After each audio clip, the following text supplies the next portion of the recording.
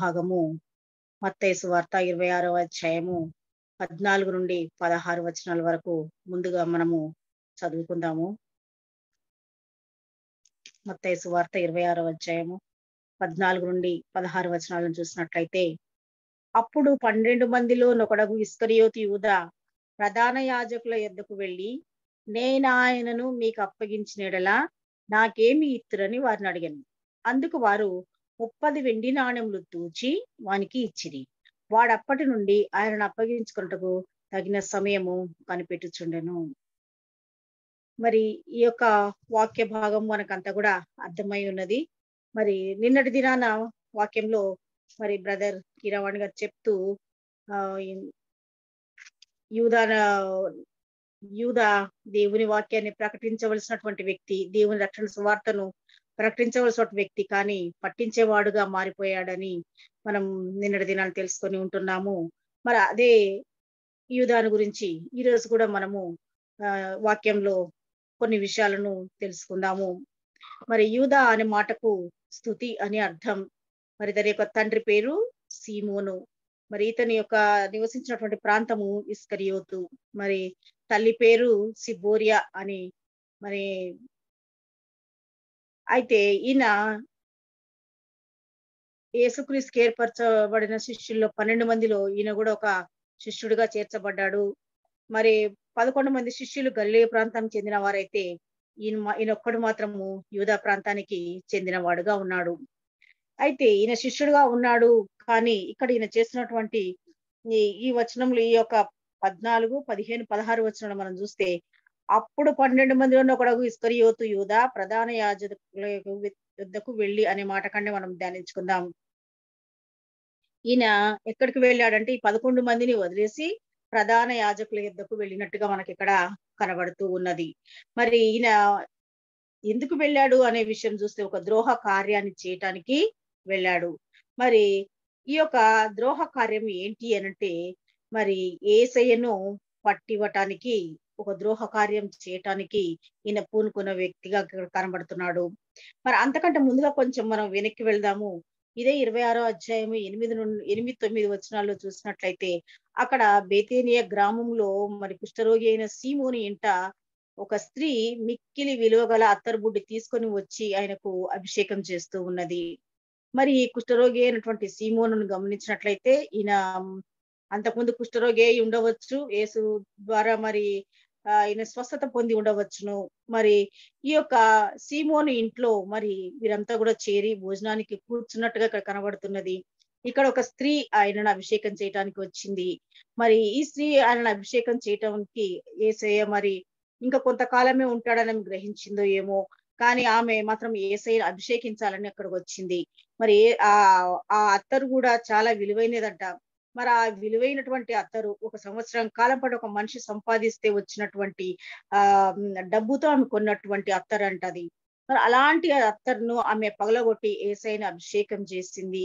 మరి ఇక్కడ ఈ అభిషేకం జరుగుతున్నప్పుడు ఈ యొక్క మనము ఇక్కడ గమనించినట్లయితే దానిని ఆయన తల మీద పోసెను. శిష్యులు చూచి కోపపడి, ఈ నష్టం ఎందుకు, దీనిని గొప్ప వెలకు అమ్మి బీదలకు ఇవ్వవచ్చునే అనేది. మరి ఇక్కడ ఈ మాట అన్నది యూదా అని అంటారు. మరి ఈ యొక్క దేవునికి ఆ యొక్క అభిషేకం చేయడము, ఆ అత్తరు చల్లడము అంటే ఆయన పేదల పట్ల ఉన్నటువంటి భక్తితో కాదు, కానీ డబ్బు సమకూర్చుకోవాలన్నటువంటి చెడ్డ ఉద్దేశంతో ఈయన ఈ మాటను అని మరి శిష్యులు కూడా దానికి వంతబడినట్టుగా మనకు కొంతవరకు ఇక్కడ కనబడుతుంది. అయితే అప్పుడు యేసయ్య ఏమంటాడంటే, బీదలు ఎల్లప్పుడు మీతో కూడా ఉన్నారు, కానీ నేను ఎల్లప్పుడు మీతో కూడా ఉండను. ఈ అత్తరు నా శరీరం మీద పోసి నా భూస్థాపన నిమిత్తం దీనిని చేశాను అని దేవుడు చెప్తున్నాడు ఇక్కడ. అయితే ఈమె చేసినటువంటి పని ఈమె జ్ఞాపకార్థంగా ప్రశంసింపబడుతుందని మీతో నిశ్చయంగా చెప్తున్నానని యేసయ్య ఇక్కడ అంటున్నాడు.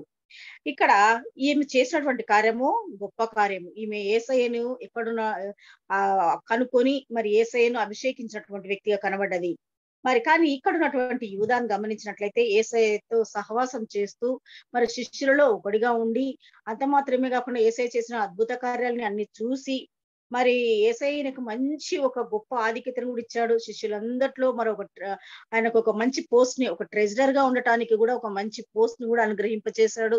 మరి సమస్తమును ఇచ్చినా కానీ ఈయన మాత్రము ఇక్కడ ఒక రకమైనటువంటి కుట్రపూరితమైనటువంటి పని చేయటానికని బయలుదేరి వెళ్తున్నాడు. నే ఒక వ్యాఖ్యాత ఏమంటాడంటే, ఈయన ఈయన ఈయన హృదయంలో ఆ ద్రోహ కార్యం చేయుటకు మరి ఈయనకు ఆ తలంపు రావటానికి కారణం ఏంటంటే, అతనికి డబ్బు మీద ఉన్నటువంటి ఆశ. అతని దగ్గర డబ్బు సంచి ఉన్నది. ఆ డబ్బు తీసుకోవడము ప్రతిరోజు ఆయన అలవాటుగా చేసుకొని తన సొంత పనులకై వాడుతున్నటువంటి వ్యక్తిగా కనబడుతున్నాడు. కాబట్టి మరి ఈయన అక్కడ ఆ స్త్రీ యేసయ్యని అభిషేకం చేసినప్పుడు మరి ఆ డబ్బు కూడా తనకు వస్తే బాగుండు అనే ఉద్దేశంతో ఆ మాట అని ఉన్నాడని అంటారు. మరి నిజమే, ఆ మాటను ఆ రీతిగానే అన్నాడు. మరి ఒక్కసారిగా మనము యోహాను సువార్త 12వ అధ్యాయము 6వ వచనంలో చూస్తే ఈయనను గురించినటువంటి ఒక చిన్న మాట మనకి ఇక్కడ కనబడుతుంది. యోహాను సువార్త 12వ అధ్యాయము 6వ వచనంలో, వాడిలాగు చెప్పినది బీదల మీద శ్రద్ధ కలిగి కాదు, కానీ వాడు దొంగ అయి ఉండి తన దగ్గర డబ్బు సంచి ఉండినందున అందులో వేయబడినది దొంగిలించుచు వచ్చెను గనుక అలాగున చెప్పెను. ఈ మాటలు అన్నది యూదానే. మరి ఈ ఈ మాటలు ఎందుకు అన్నాడు అనే విషయం ఇక్కడ గమనించినట్లయితే, ఆయనకు బీదల మీద శ్రద్ధ కలిగి ఉండి కాదు, కానీ దొంగ అయి ఉన్నాడు. మరి ముందు నుంచి కూడా ఆ డబ్బు సంచిలో నుంచి డబ్బును దోచుకుంటూనే ఉన్నాడు కాబట్టి మరి ఆ మాటని అన్నాడు. మరి ఇక్కడ గమనించినట్లయితే మరి ఎంతో మంది దేవుని యొక్క భక్తులు మరి దేవునికి చందాలు అర్పిస్తూ ఉంటారు కదా. మన సంఘాల్లో కూడా కొన్నిసార్లు మిస్యూజ్ అవుతా ఉంటది. మరి అలాంటప్పుడు మరి మనం కూడా గమనించుకోవాలి. ఇది ఒక అలవాటుగా ఈయనకు యూదాకు మారినట్టుగా కనబడుతున్నది. మరి ఈ ఈ యొక్క డబ్బును గురించి మరి ఇదే 6వ అధ్యాయము మత్తయి సువార్త 19 నుంచి 6వ అధ్యాయం 19వ వచనం నుంచి గమనించినట్లయితే దేవుడు ఏమన్నాడు అనే విషయం మనకి ఇక్కడ కనబడుతుంది. 19వ వచనంలో చూద్దాము. భూమి మీద మీ కొరకు ధనమును కూర్చుకొనవద్దు, ఇక్కడ చిమ్మెటయు తుప్పును తినివేయును, దొంగలు కన్నం వేసి దొంగిలిదరు. పరలోకమందు మీ కొరకు ధనమును కూర్చుకొనుడి, అచ్చట చిమ్మెట అయినను తుప్పైనను దాన్ని తినివేయదు, దొంగలు కన్నం వేసి దొంగిలరు. నీ ధనము ఎక్కడ ఉండును అక్కడనే హృదయం ఉండును అంటున్నాడు. మరి ఈ లోకంలో ధనము సమకూర్చుకోవాలని ఎప్పుడు కూడా ఆశపడకూడదు. కానీ ఇక్కడ యూదా తాను డబ్బు సంపాదనని ధ్యేయంగా పెట్టుకొని మరి యేసయ్యను పట్టుకోవాలని మరి ప్రయాణమై పోతున్నాడు. మరి ఈయనలో ఉన్నటువంటి దుర్మార్గమైనటువంటి మనస్సును మనం ఇక్కడ చూస్తాము. ఈ యొక్క నీచమైనటువంటి ద్రోహ కార్యము అతనిలో ఉన్నది. అదే అతనిలో ధనాశను పెంపొందింపజేసింది. మరి ఈయన ఈ యొక్క ధనాశను యేసయ్యతో ఉంటూ యేసయ్య అద్భుత కార్యాలు చూస్తూ ఈయనకు కూడా దేవుడు స్వస్థత వరాలు ఇచ్చాడు. మరి ఈయన కూడా వాక్యం చెప్పడానికి దేవుడు 12 మందిలో ఒకనిగా ఎంచుకున్నాడు. అయినా సరే ఈయన మాత్రము సైతాన్ను ఎదిరించలేకపోయాడు. మరి ఆ డబ్బు సంపాదన అనేది అతని గుణాన్ని పాడు చేసింది. ఆయనను ఒక పిశాచంగా మార్చివేసింది. మరి యోహాను సువార్త 6వ అధ్యాయము ఈ 70-71 వచనంలో చూస్తే ఈ మాటలు మనమనడం కాదు, కానీ ఇక్కడ క్లియర్ గా రాయబడి ఉండటం కూడా మనము చూడవచ్చు. అందుకు యేసు నేను మిమ్మును 12 ఏర్పరచుకొనలేదా, మీలో ఒకడు సాతాను అని వారితో చెప్పాను. ఇక్కడ క్లియర్ గా దేవుడే అంటున్నాడు, ఇతన్ని సాతాను అని చెప్తున్నాడు యేసయ్య. మరి 12 మందిలో నేను ఏర్పరచుకున్నా, మీరు రక్షణ సువార్తను ప్రకటించాలనుకున్నాను, కానీ ఈ 12 మందిలో కూడా ఒకడు మాత్రము సాతాను అని చెప్తున్నాడు. మరి ఇతను సైతాను ప్రవేశించింది. మరి కాబట్టి ఈయన దేవుని కుమారుని అమ్మడానికి తెగించి వెళ్ళాడు. ఎక్కడికి వెళ్ళాడు? అధిపతుల యొద్దకు వెళ్ళాడు, ప్రధాన యాజకుల యొద్దకు వెళ్ళి ఉంటున్నాడు. ఎందుకు వెళ్ళి ఉంటున్నాడు అనే విషయం మనం గమనించినట్లయితే అక్కడ ఒక డీల్ కుదుర్చుకోవడానికని వెళ్ళి ఉంటున్నాడు. ఏంటి ఆ డీల్ అంటే యేసయ్యనే అమ్మడానికి. ఈయనలో ఉన్నటువంటి ఈ నీచమైనటువంటి మరి దుష్కార్యము చేయటానికనేసి బయలుదేరి వెళ్ళినట్టుగా మనకి ఇక్కడ కనబడుతున్నది. యేసయ్యతో ఉండి మరి మంచి సహవాసం ఉంది ఆయనకు. మంచి సహచరులు ఉన్నారు అతనికి. మరి యేసయ్యతో కలిసి మరి అద్భుతాలు, ఆశ్చర్యకార్యాలు చూసినటువంటి ఈ యొక్క యూదా ఒక దుర్మార్గానికి పనిచేయటానికి ఇక్కడ హ్మ్, ప్రయాణమైపోతున్నాడు. మరి మార్కు సువార్త 3వ అధ్యాయము 14, 15 వచనాలు గమనించినట్లయితే, మార్కు సువార్త 3వ అధ్యాయము 14, 15 వచనాలు చూస్తే, వారు తనతో కూడా ఉండునట్లును దయ్యమును వెళ్ళగొట్టు అధికారం గలవారై సువార్త ప్రకటించుటకును వారిని పంపవలనని ఆయన 12 మందిని నియమించెను. ఇక్కడ ఈ మాటలు మనం గమనించినట్లయితే, వారు దయ్యము వెళ్ళగొట్టారు అంటే మరి దయ్యాలను వెళ్ళగొడుతూ ఉన్నప్పుడు మరి ఈయన కూడా యూదా కూడా దయ్యాలను వెళ్ళగొట్టే శక్తి దేవుడు ఇచ్చాడు అక్కడ. మరి అంత మాత్రమే గాక సువార్త ప్రకటించుటకును మరి దేవుని గురించినటువంటి రక్షణ సువార్తను ప్రకటించవలసినటువంటి ఈ యొక్క వ్యక్తిని దేవుడు ఏర్పరచుకున్నాడు. మరి ఈ యొక్క 12 మందిని నియమించుకున్నట్టుగా మనకి ఇక్కడ కనబడుతది. అయితే ఈ యొక్క 12 మంది పేర్లు మనకు ఈ యొక్క 17వ వచనం నుంచి 19 వచనాల వరకు కనబడతా ఉన్నాయి ఇక్కడ మనకు. కానీ 19వ వచనంలో ఈయనకు మరి దేవుడిని అప్పగించాలని మరి డీల్ కుదుర్చుకోవడానికి వెళ్తున్నటువంటి ఆయనకు ఒక ఇస్కరియోతు యూదా అనే పేరుకు బదులుగా ఇక్కడ ఒక పేరు ఆయనకు వచ్చింది. 19వ వచనంలో గమనించినట్లయితే, ఆయనను అప్పగించిన ఇస్కరియోతు యూదా అనువారు. ఎందుకంటే ఇంతకుముందు మనం మాట్లాడేటప్పుడు ఇస్కరియోతు అంటే ఆయన ఒక ప్రాంతానికి చెందినవాడు అని ఆ సూచిస్తూ ఉండేది. అయితే ఇక్కడ మాత్రము ఈయనని గురించి చెప్పేటప్పుడు ఆయనను అప్పగించిన, ఇంకా ఈయన చేస్తున్నటువంటి పని, ఆ యొక్క క్రియ ఆయన ఇంటికి ముందు ఆయన పేరుకు ముందుగా చేర్చబడటం ఇక్కడ మనము చూస్తాము. ఆయనను అప్పగించిన ఇస్కరియోతు యూదా. మరి శిష్యులలో ఆయన పేరు రాసేటప్పుడు ఆ విధంగా రాస్తూ ఉన్నారు. మరి ఈయన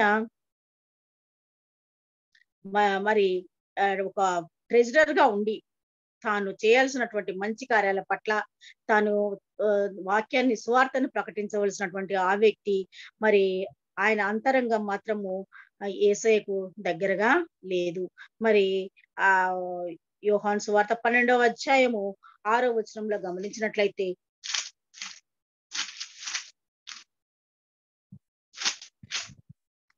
యోహాను సువార్త 12వ అధ్యాయము 6వ వచనంలో గమనించినట్లయితే, ఇక్కడ వాడు దొంగ అయి ఉండి తన దగ్గర డబ్బు సంచి ఉండినందున అందులో వేయబడిన దొంగిలించొచ్చు వచ్చను. ఎందుకు ఆయన అంతరంగం దేవుని దగ్గరగా లేదు అనంటే, ఆయన దొంగ కాబట్టి దేవునికి దూరంగా వెళ్ళాలనుకుంటున్నాడు.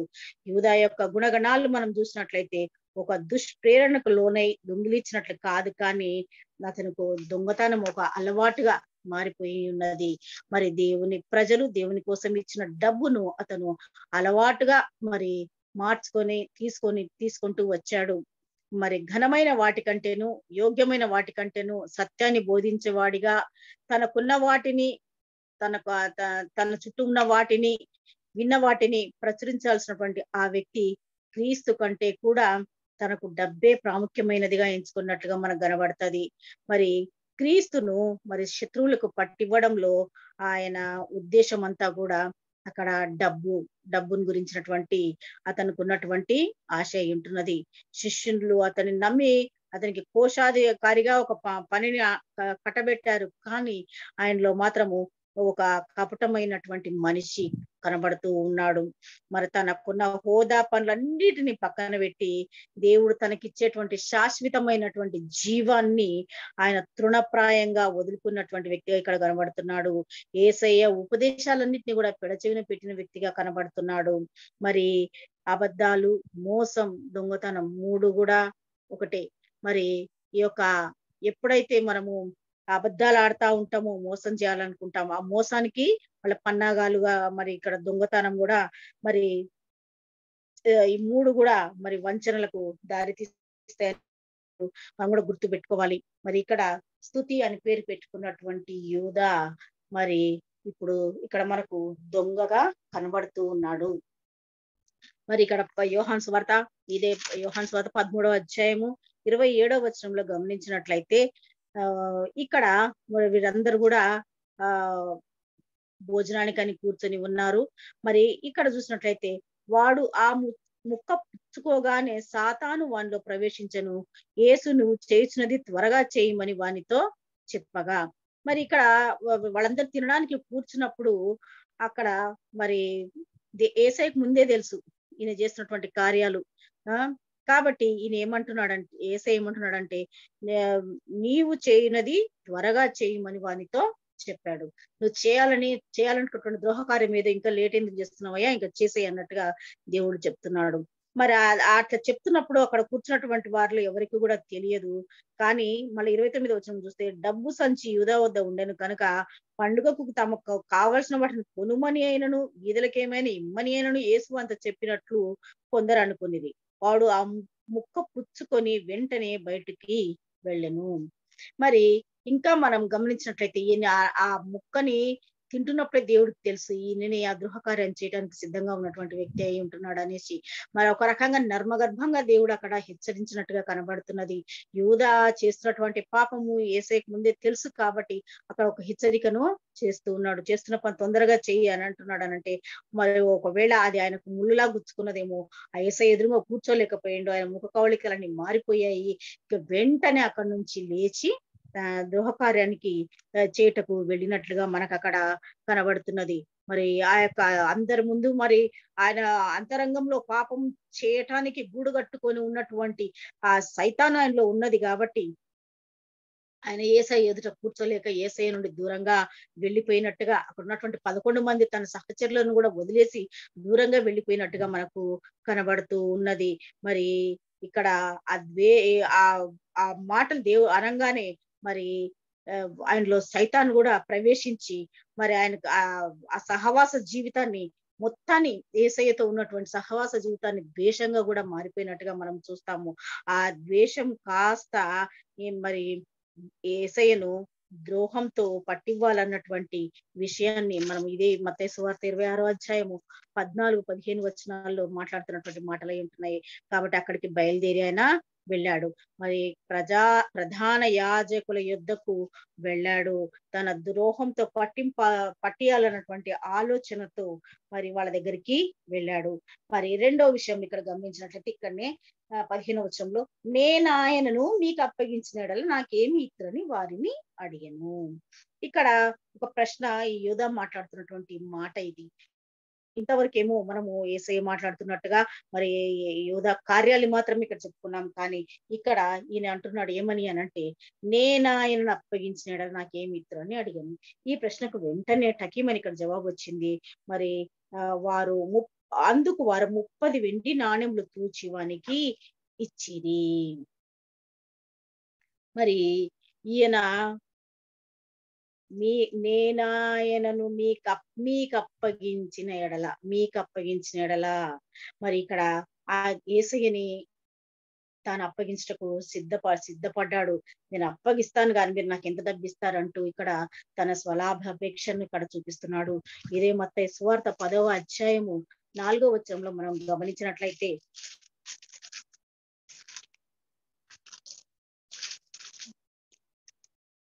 10వ అధ్యాయం 4వ వచనంలో ఈయనను ఎప్పుడైతే ఈ మాట ఈయన నోట్ల నుంచి మీకు అప్పగించిన ఎడలా అన్నారో ఆయనకు పేరుకు ముందుగా మరి ఈ అప్పగించిన అన్నటువంటి మాట ఇక్కడ కనబడుతది.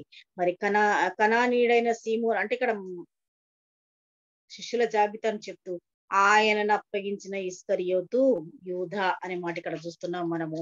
అదే రకంగా ఇదే మత్తయి సువార్త 26వ అధ్యాయం 25వ వచనంలో కూడా రాస్తున్నప్పుడు ఇవే మాటలు మనకి ఇక్కడ కనబడుతది.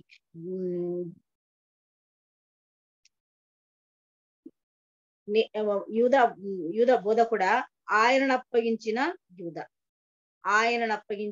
యూదా. మరి ఈయన అడిగిన ప్రశ్నలోని మాటనే ఇతనికి ఇంటికి ముందుగా ఈ ద్రోహ కార్యం చేసినటువంటి ఆ పనిని ఈయన పేరుకు ముందుగా అప్పగించినటువంటి యూదా అని పిలువబట్టం మనం చూస్తున్నాము. మరి యేసు బోధలు విని అద్భుతాలు చూసి యేసయ్య రక్షణను వదులుకున్నాడు గనుక మరి తన ఆత్మీయ జీవితంలో మరి దారుణంగా ఓడిపోయినటువంటి వ్యక్తిగా కనబడుతున్నాడు. ధనాపేక్షతో దేవుడిచ్చిన అవకాశాలన్నింటినీ కూడా వృధా చేసుకున్నాడు. శిష్యుడుగా మరి ఆయన ఫెయిల్ అయిపోయాడు. ఒక వేషధారిగా నటుడిగా మరి ఇక్కడ మనకు కనబడుతున్నాడు. మరి మంచిగా ఉంటూనే శత్రువుల చేతులకు యేసయ్యని అప్పగించడాన్ని మరి యూదా పన్నాగం పన్ని మరి ఈ యొక్క మాటలు మాట్లాడుతున్నాడు. నేను మీకు అప్పగించిన యెడల మీరు నాకేమి ఇత్తురు అని అంటున్నాడు. మరి ఇక్కడ వాళ్ళు వెంటనే ఏం చేశారు? 30 వెండి నాణాలు తూచి అతనికి ఇచ్చినట్టుగా మనం ఇందాక చూసుకున్నాం. మరి 30 వెండి నాణాలు అంటే 30 షెకెళ్ళు. అంటే మరి మొత్తము ఈ యొక్క 30 వెండి నాణాలంట మరి 120 రోజుల వేతనానికి సమానం అని అనుకోవచ్చు. మరి 4 నెలలటువంటి సాలరీ. ఇప్పుడు మన 4 నెలల సాలరీని మనం గాని లెక్కేస్తే మనకు కొన్ని లక్షలు అవుతుంది కదా! మనకైతే ఇప్పటికైతే ఒక 5 లక్షల దాకా అవుతుండొచ్చు. మరి అంతటి విలువైనటువంటి 30 వెండి నాణాలు. మళ్ళీ ఈ 30 వెండి నాణాలు అంటే కూడా దీన్ని ఒక బానిసని కొనడానికి వెల అన్నమాట. దాన్ని సాధారణంగా మరి మోషే ధర్మశాస్త్రంలో యేసయ్యకు యెహోవా దేవుడు ధర్మశాస్త్రం ఇస్తున్నప్పుడు 30 వెండి నాణాలు అనేటువంటి ఒక ఆహ్, నియమాన్ని నియమించున్నాడు. నిర్గమాకాండం 21 అధ్యాయం 32వ వచనంలో ఒక బానిస కోసం చెల్లించేటువంటి ధర ఏంటున్నది. మరి ఇక్కడ మనం గమనించినట్లయితే మరి ఈ యొక్క 30 వెండి నాణాల గురించి ఇంకొక చిన్న విషయం కూడా ఇక్కడ మనకు కనబడుతది. ఇదే మరి జకర్యా గ్రంథంలో 11వ అధ్యాయము 12వ వచనంలో గమనించినట్లయితే జకర్యా గ్రంథము 11వ అధ్యాయము 12వ వచనాన్ని మనం గమనించినట్లయితే యేసయ్య స్థానంలో ఉన్నట్టుగా మరి ఇక్కడ జకర్యా మీకు అనుకూలమైన ఎడల నా కూలి నాకియుడి, లేని ఎడల మానివేయుడని నేను వారితో అనగా వారు నా కూలికై 30 తులముల వెండి తూచి ఇచ్చిరి. మరి ఇక్కడ తన పరిచర్యకు ఎంత విలువ కడతారో అని మరి జకర్యా అడిగినప్పుడు వాళ్ళు అక్కడ ఆయనకు 30 వెండి నాణాలు ఇచ్చినట్టుగా మనకు కనబడుతది. మరి ఇక్కడ యేసయ్యని పట్టివ్వడానికి యూదా చెల్లించినది కూడా 30 వెండి నాణాలై ఉంటున్నాయి. మరి నిజంగా కష్టపడి పనిచేసి సంపాదించి మరి అత్తరు బుడ్డితో ఆమె యేసయ్యని అభిషేకం చేసి మరి ఆ యేసయ్య యొక్క దయను పొందుకున్నటువంటి ఆ స్త్రీని మరి ఇక్కడ ఉన్నటువంటి యూదాతో మనం కంపేర్ చేసినట్లయితే మరి ఆమె తన సంపాదన అంతా కూడా ఒక సంవత్సరం పాటు సంపాదించిన సంపాదనతో ఆమె ఒక గొప్ప కార్యాన్ని చేసి యేసయ్య ఏమంటాడు, ఈమె చేసిన పని ఎక్కడ వాక్యం చెప్తున్నా అని అక్కడ ప్రశ్నించబడుతుంది అని చెప్పబడుతుందని మంచి పనిగా అభివర్ణించి చెప్పాడు. మరి కానీ యూదా చేసినటువంటి పని యేసయ్యకు దూరంగా వెళ్ళి ఆయనను మరి అక్కడ ఉన్నటువంటి ద్రోహ కార్యముతో వారికి యేసయ్యను అప్పగించటకు ఒక డీల్ ని కుదిరించుకొని 30 వెండి నాణ్యాలకు మరి అమ్మినట్టుగా మనకి ఇక్కడ చేస్తున్నాము. ఇది ఒక ఘోరమైన పొరపాటుగా మరి అన్నిటినీ మరి మించినటువంటి ద్రోహ కార్యంగా మనకి ఇక్కడ కనబడుతున్నది. యూదా ఇస్కరియోతు ఒక పూట కోటి కొరకు భ్రష్టమైనటువంటి ఏశావులా ఇక్కడ మనకు కనబడుతూ ఉన్నాడు. మరి ఒక జ్యేష్ఠత్వాన్ని పోగొట్టుకున్నటువంటి ఏశావులా కనబడుతున్నాడు. తనకున్నటువంటి ఆధిక్యతలన్నింటినీ కోల్పోయిన వ్యక్తిగాను, దేవుడు తనకి ఇచ్చినటువంటి వరాలన్నింటినీ కోల్పోయిన వ్యక్తిగాను, మరి అంత మాత్రమే కాదు, తాను దేవుణ్ణే యేసయ్యనే వెలుగు పెట్టి మరి తనకున్న 3 సంవత్సరాల పాటు ఆయన యేసయ్యతో మరి కలిసి తిరిగినటువంటి అనుభవాల్ని అన్ని నిజంగా ఆయన ఉంటే ఒకవేళ యేసయ్యతో పాటు ఉండి ఉంటే మరి నిజంగా ఆయన కూడా దేవుని యొక్క సువార్తలో మరి ఎంతగానో బిరివిగా వాడే కానీ దేవునికి దూరంగా వెళ్ళిపోయి ద్రోహకార్యము చేయటం వలన ఆయన చేసినటువంటి పని ఒక ఆ స్త్రీ చేసిన పని ఏమో ఒక ఘనకార్యంగా కనబడుతున్నది. మరి ఈ యూదా చేసినటువంటి పనిని మనం కంపేర్ చేసినట్లయితే ఒక ద్రోహకార్యంగా మనకి ఇది కనబడతా ఉన్నది. మరి గమనించినట్లయితే యేసయ్య ద్రోహి అయిన ఈ యూదా విషయంలో మరి ఆయన అన్ని విషయాలు తెలిసినా మరి ఈ యొక్క యూదాను ఎందుకు అక్కడ కొనసాగించాడు అనే విషయాలను మనం గమనించినట్లయితే మరి బహుశా యూదా మారతాడని అనుకున్నాడేమో. కానీ లేఖనాలు కూడా నెరవేర్చకి ఈ రీతిగా జరిగించబడినదని కూడా యేసయ్య అంటాడు. మరి ఈ యొక్క సామెతలు 23:23లో చెప్పినట్టుగా మరి ఈయన యూదా సత్యాన్ని అమ్మివేశాడు. ఇక్కడ సత్యాన్ని అమ్మివేశాడు. మరి 23 సామెతల గ్రంథము 23 వచనాలు ఒకసారిగా మనం చదివినట్లయితే మరి సామెతల గ్రంథము 23 అధ్యాయము 23వ వచనాన్ని చూద్దాము. సత్యమును అమ్మివేయక దాని కొని ఉంచుకొనుము అని బైబిల్ చెప్తున్నది. కానీ ఈయన మాత్రము ఏ యొక్క యేసయ్యని నమ్మడానికి మరి సిద్ధపడ్డాడు. మరి ఆయనను అప్పగించినటువంటి ఈ యూదా మరి నమ్మించి వంచించి మరి అమ్మినట్టుగా మనకు కనబడుతది. మరి ఈ యొక్క ద్రోహిని గురించి మరి లూకా సువార్త 6వ అధ్యాయము 16వ వచనంలో మరి యేసయ్య ఏమంటున్నాడంటే, మరి ఈ యోహాను సువార్తికుడు ఏమంటున్నాడంటే, ఈయన ఒక దొంగ అంటూ పేర్కొంటున్నాడు. మరి అదే రకంగా మార్కు సువార్త 14వ అధ్యాయం 11వ వచనంలో అయితే ఆయన యూదాను గురించి మాట్లాడుతూ వాడు అనే మాట అక్కడ వాడతారు. మనం ఒకసారి అది కూడా చూద్దాం. మార్కు సువార్త 14వ అధ్యాయము 11వ వచనాన్ని గమనించినట్లయితే, 12 మందిలో ఒకడగు ఇస్కరియోతు యూదా ప్రధాన యాజకుల చేతికి ఆయనను అప్పగింపవాలని వారి యొద్దకు పోగా వారు విని సంతోషించి వానికి ద్రవ్యమిత్తుమని వాగ్దానం చేసి కనుక వాడు ఆయనను అప్పగించుటకు తగిన సమయము కనిపెట్టుచుండెను. అక్కడ ఆయనని ఏమని మాట్లాడుతున్నారంటే, వాడు అని మాట్లాడుతున్నారంటే అంతగా దిగజార్చి మరి ఆ పదము వాడి అక్కడ ఆయనను గురించి మాట్లాడడం మనం చూస్తున్నాము. మరి యేసుక్రీస్తు ఆయన గురించి మరి ఏమన్నాడో ఒకసారిగా చూద్దాం. మరి యోహాను సువార్త 10వ అధ్యాయము 11వ వచనంలో గమనించినట్లయితే,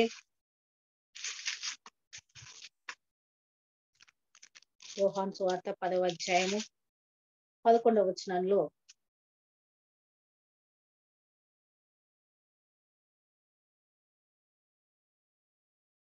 మరి యేసుక్రీస్తు కూడా మరి సారీ రెఫరెన్స్ కొంచెం చేంజ్ అయింది. మరి మత్తయి సువార్త 26వ అధ్యాయం 24వ వచనంలో గమనించినట్లయితే, ఇతడు పుట్టకుండిన మేలు అని ఉంటది అక్కడ.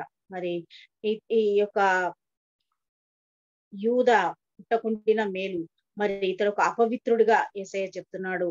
మరి యూదాకు మరి యోహాను సువార్త 11వ అధ్యాయం 11వ వచనంలో చెప్పినట్లయితే, ఎవరైతే యేసయ్యను పట్టించారో వాళ్ళకి ఎక్కువ పాపం కలదని కూడా చెప్తున్నాడు. మరి ఈ రీతిగా ఎవరైనాను యూదా గురించి మాట్లాడాలి అని అంటే ఆయన చేసినటువంటి ద్రోహ కార్యాలను ముందుకు ట్యాగ్ చేస్తూ మరి వాడు అంటూ దొంగ అంటూ మరి ఆయనను గురించినటువంటి పుట్టకుంటే మేలు ఎవరైనా అంటారు కదా, ఎవరైనా వాళ్ళ కొడుకు అని ఎవరైనా పిల్లలు తప్పు చేస్తే బిడ్డలో కొడుకులో ఇట్లాంటి వాడు ఎందుకు పుట్టాడబ్బో పుట్టకుండా ఉంటే మేలు అనుకుంటాం కదా. ఆ రీతిగా మరి యూదాను గురించి యేసయ్య అంటున్నాడు. మరి ఇక్కడ మనం గమనించినట్లయితే రక్షకుని చెంత ఉండి కూడా రక్షణను ఆశ్రయించని వాడుగా మనకు యూదా కనబడుతున్నాడు. సరే, మూడో విషయం గమనించినట్లయితే ఇదే మత్తయి సువార్త 26వ అధ్యాయము మరి 14వ వచనంలో మరి 16వ వచనంలో వాడప్పటి నుండి ఆయనను అప్పగించుటకు తగిన సమయము కొరకు కనిపెట్టుచుండెను. ఇక ఆయన ద్రోహ కార్యము నెరవేరింది. ఆయనకు ఒక డీల్ కుదిరిపోయింది. 30 వెండి నాణాలకు డీల్ కుదిరించుకున్నాడు. ఇంకా ఆయనకు తగిన సమయం కొరకు కనిపెడుతూ ఉన్నాడు. మరి తగిన సమయము అంటే యేసయ్యని ఎక్కడంటే అక్కడ పట్టుకోవడానికి వీలు కాదు. కాబట్టి ఆ ద్రోహ కార్యాన్ని చేయడానికి ఈయన బుద్ధిపూర్వకంగానే ఇంకా పావులు కదపటము మొదలు పెట్టినట్టుగా అక్కడ కనబడుతున్నది. మరి ఈ యొక్క అక్కడ ఉన్నటువంటి జనులంతా కూడా మరి ఆ పస్కా పండుగను ఆచరించుకుంటకు మరి వారందరూ కూడా చాలా బిజీగా ఉన్నారు. కాబట్టి మరి అంత మాత్రమే కాకుండా ఎంతో మంది యేసయ్య బోధనలు విన్న వాళ్ళంతా కూడా అక్కడ చేరి ఉన్నారు.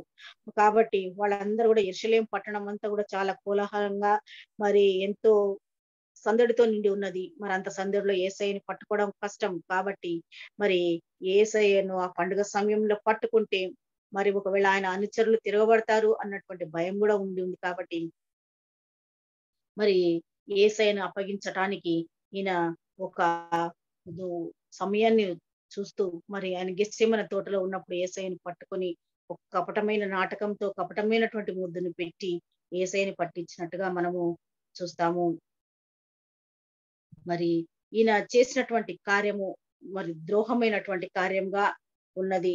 మరి ఈయనలో నిజంగా ఎలాంటి అపరాధ భావం కూడా మరి పట్టించే వరకు లేదు. కానీ ఆ తర్వాత యేసయ్యను గురించి పట్టించిన తర్వాత మరి ఆయన చాలా పశ్చాత్తాపపడినట్టుగా ఆ 30 వెండి నాణాలు తీసుకొని పోయి మళ్ళీ దేవాలయంలో పడవేసి ఉరేసుకొని చనిపోయినట్టుగా అమ్మడం కూడా మనము చూస్తాము. నిజంగా మరి ఆయన నాకు అనిపించే విషయం ఏంటంటే ఉరేసుకొని చనిపోయే బదులు యేసయ్య శిలువ దగ్గరకు వచ్చి ఒకవేళ యేసయ్య చెంత నిలబడి మరి ఆయన తన పాపాల నిమిత్తము ప్రాయశ్చిత్తం కోరినట్లయితే బాగుండేదేమో. కానీ యూదా ఆ రీతిగా చేయలేదు. దానిలో సైతాన్ ఉన్నాడు కాబట్టి ఆయన సైతాన్ లాగానే మళ్ళీ ఆయన ఒక చెట్టుకు ఉరివేసుకొని చనిపోయినట్టుగా మనము చూస్తాము. సిలువలో దొంగకు రక్షణ దొరికింది కదా!